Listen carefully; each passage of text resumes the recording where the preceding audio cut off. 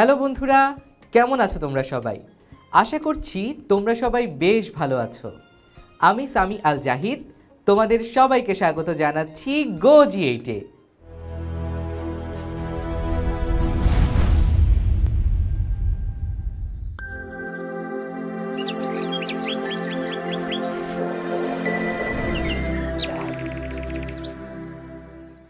বন্ধুরা, আজকের পর্বে আমরা একাদশ দ্বাদশ শ্রেণীর বাংলা প্রথম পত্র বইয়ের 18 নং গদ্য অর্থাৎ সৌদামিনী মালো গল্পের পরবর্তী অংশ নিয়ে আলোচনা করব, যেটি লিখেছেন শওকত ওসমান।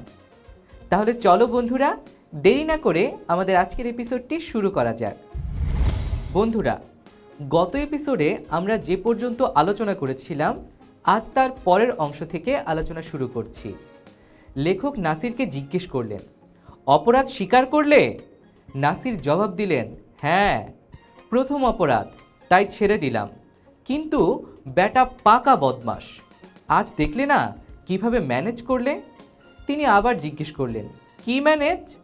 নাসির জবাব দিলেন, ওই সম্পত্তির দাম কমসে কম 25,000, 10,000-এ ছাড়তেই পারে না। তারপর লেখক বলেন, নাসির আমার দিকে মুখ কুঁচকে চোখ নাচিয়ে জনের বাহাদুরির অবস্থাটা ফোটাতে চাইলে। তারপর নাসিরকে তিনি আবার জিজ্ঞেস করলেন, কিন্তু সৌদামিনী মালোর সম্পত্তি আর নিলাম করছে ব্রাদার জন, এই ব্যাপারটা কি? নাসির তার সাদা চুল মাথা দুলিয়ে চোখের কোণায় হাসি মাখিয়ে জবাব দিলে, সেটাই তো মজা। তিনি আবার জিজ্ঞেস করলেন, মজা?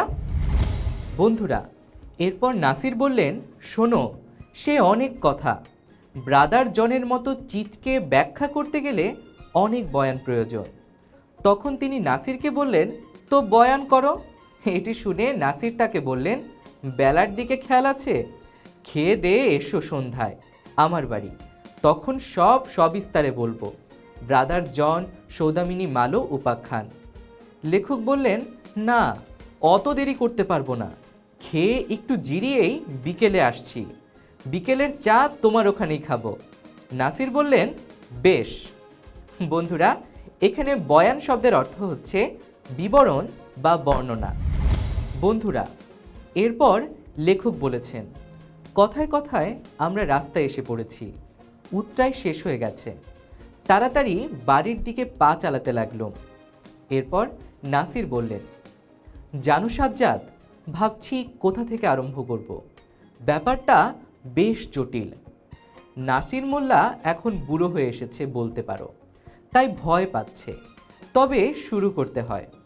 বন্ধুরা, তোমাদের একটি বিষয় জানিয়ে রাখি, তা হলো এখানে সাজ্জাদ হোসেন মূলত লেখক, অর্থাৎ এই গল্পের লেখকের চরিত্রটির নাম সাজ্জাদ। এরপর নাসির মোল্লা বলতে শুরু করলেন, সৌদামিনী মালো নবীগঞ্জের অধিবাসিনী। নবীগঞ্জে যে ব্যাপটিস্ট মিশন আছে তারই কাছাকাছি। তুমি ওই অঞ্চলে কতদিন সার্কেল অফিসার ছিলে? জায়গাটা তো চেনোই।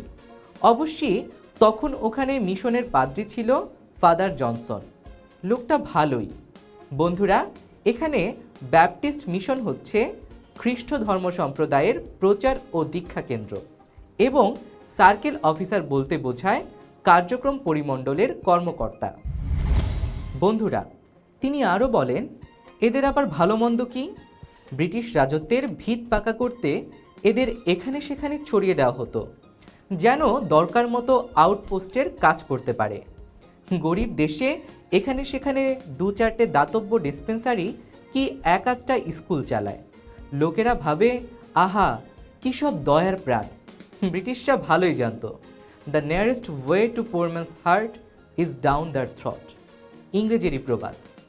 ওরা এভাবে কিছু কিছু খ্রিস্টানও বানায়। তারা তো ইংরেজের খয়ের খা বনে যেত।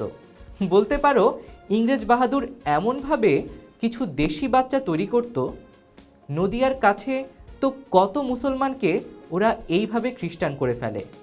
পরনি নজরুলের মৃত্যুক্ষুধা।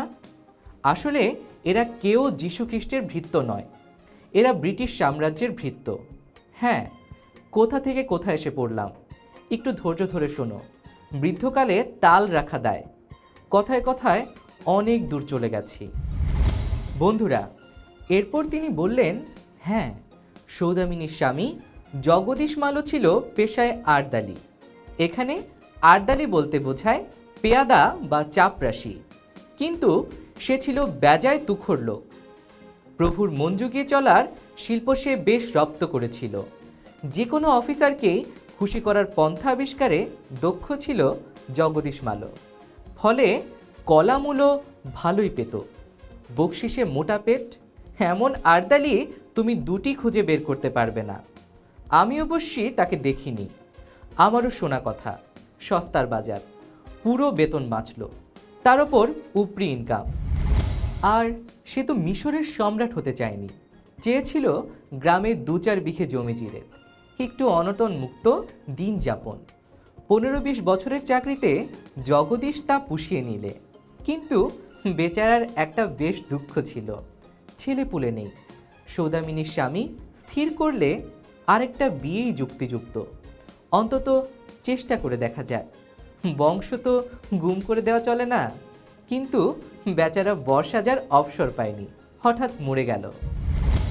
অথচ বিয়ের কথাবার্তা ঠিক, তার মৃত্যুটা আজও রহস্য রয়ে গেছে। কুলোকেরা রটিয়ে দিলে সৌদামিনী তাকে বিষ খাইয়েছে, বংশ রক্ষা হোক, কিন্তু অপরের সন্তানে নয়।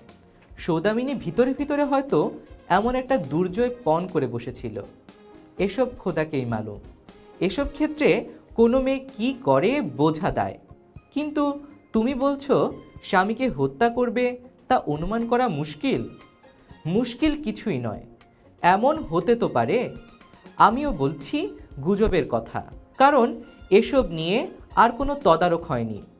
তখন সৌদামিনীর বয়স 40 পার, জগদীশ 50-এর সামান্য এদিক কি ওদিক, হয়তো যৌবনের খাই নেই। তবু সতীন বা সতীনের ছেলে আসবে তা সৌদামিনীর মনের সঙ্গে মেলাতে পারেনি।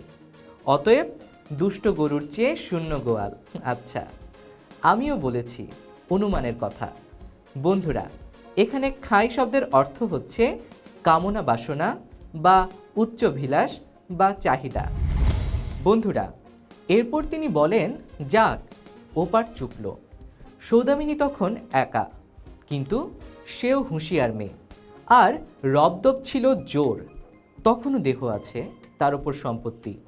গ্রামের 2-4 জন ছুচোর মতো হয়তো হুঁ হুঁ শব্দে ঘুরঘুর করছিল, কিন্তু সৌদামিনী গোপনেও জগদীশেরই বউ হয়ে থাকলো। অপবাদ কেউ দিতে পারবে না। অবশ্যই জগদীশ একটা কাজ করে যেতে পারত, কোনো আত্মীয়র নামে সম্পত্তি লিখে পরে সৌদামিনীকে জীবন সত্ত্বের অধিকারিণী করে দিতে পারত। বন্ধুরা, এখানে রবদব শব্দের অর্থ হলো জাঁকজমক। বন্ধুরা, এরপর তিনি আরও বলেন, কিন্তু তা হওয়ার জো ছিল না। এক নিকটাত্মীয় ছিল জেঠতুতো দাদা, সে স্বদেশী করত। জগদীশ সরকারের পেয়ারের লোক, অন্যদিকে স্বদেশী বাবু। সাপে নেউলে আর কি দিয়ে এসব বন্ধুত্ব হবে? এসব কথা তোমাকে শোনাচ্ছি, তাহলে সব বুঝতে পারবে। বন্ধুরা, আজ তাহলে গল্পের এ পর্যন্তই থাক। এরপর কি ঘটনা ঘটেছিল তা নিয়ে নিশ্চয়ই আমরা আলোচনা করব আমাদের পরের এপিসোডে। পরবর্তী এপিসোড পর্যন্ত সবাই ভালো থেকো, সুস্থ থেকো এবং অবশ্যই GoG8-এর সাথেই থেকো।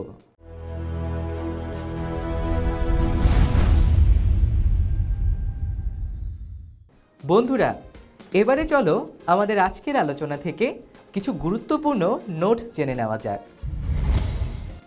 ব্যাপটিস্ট মিশন হচ্ছে খ্রিস্ট ধর্ম সম্প্রদায়ের প্রচার ও দীক্ষা কেন্দ্র। সার্কেল অফিসার বলতে বোঝায় কার্যক্রম পরিমণ্ডলের কর্মকর্তা। আড়দারি বলতে বোঝায় পেয়াদা বা চাপরাশি। রবদব শব্দের অর্থ হল জাঁকজমক। সৌদামিনী মালোর স্বামীর নাম জগদীশ মালো।